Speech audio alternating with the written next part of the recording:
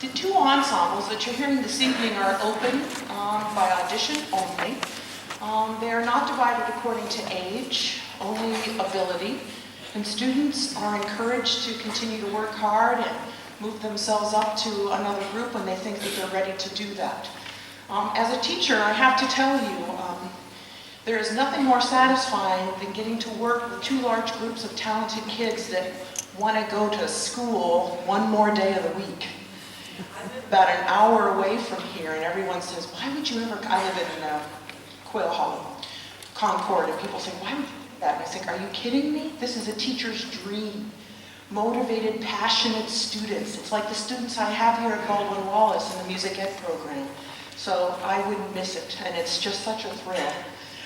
This first piece that we're going to play for you, theme, this is cutting out, sorry about that, like an odd programming choice, but I'm not sure you were aware or not, but this year is the 200th anniversary of the Star-Spangled Banner. The composer, Brian Balmages, actually wrote this piece for the All-State Band of Ohio last year, which he guest conducted. It is absolutely beautiful, and I know you, as well as myself on TV, often see people at football games performing it in different styles. Some we enjoy and others not so much. But this one I just believe is absolutely striking, and I knew that we needed to share it. So I hope that you enjoy Brian Balmage's version of the Star-Spangled Banner.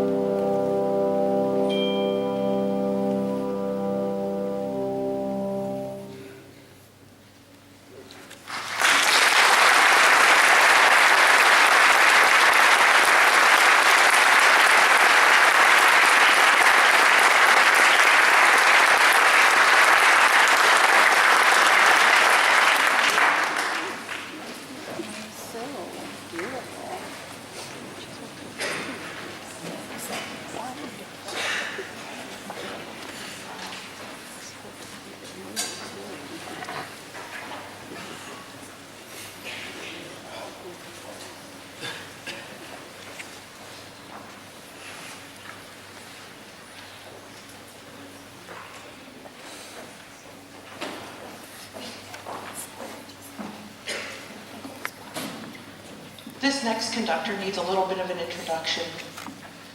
People always ask me how I like teaching at Baldwin Wallace University, and I love it. I've been hanging around here since 1980. But I'll tell you, one of the most prized and most special parts about this place are the students. And I'm just so fortunate to have such incredible students. And this next conductor is one of those talented students who's a senior this year, getting ready to student teach at Firelands High School with Mr. Dustin Wiley. He's our principal bassoonist in our ensembles here, and he is Mr. Music. He just feels music. And I gave him this next piece because it was so difficult. And I expected he was going to struggle. And sure enough, about the fourth weekend, he comes in and he goes, "This thing does not make a bit of sense." But it was a test we taught her to see if he could figure it out, and certainly he has. It's a very challenging piece of music, and that's not a disclaimer. The students have risen to the occasion because of the conductor that's led them there. So please join me in welcoming Mr. Louis Rispoli to the podium.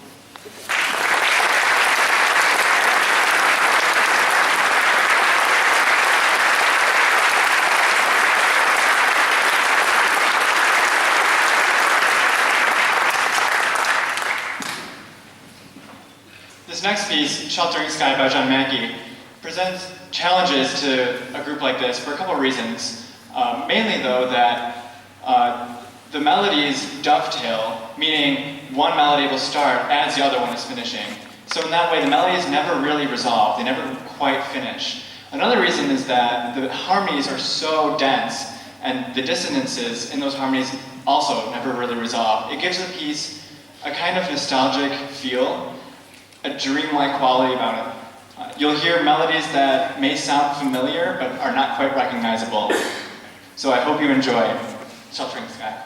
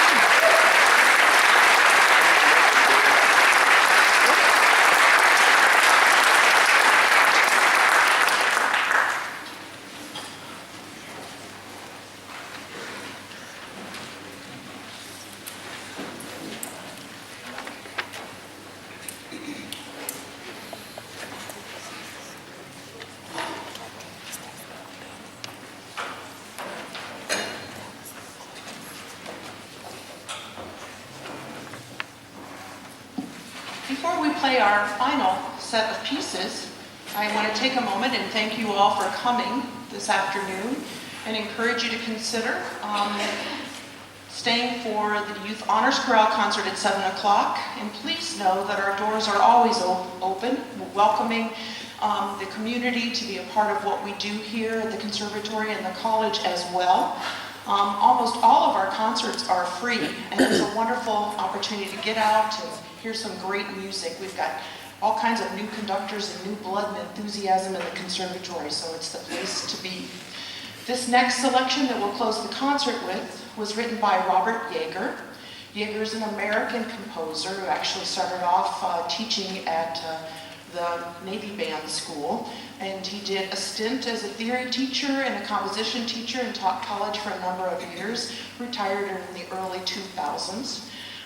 He's written for band and orchestra and chamber music, and I don't know, there's something about his music I'm kind of drawn to. He loves to mix up the meters, so you kind of feel a little unbalanced. I don't know, maybe that fits my personality. I don't know. But it's very unpredictable, and so consequently it's quite enjoyable and lighthearted to listen to. I hope you have a wonderful and safe trip home and a great holiday, and thanks again for making us a part of your evening.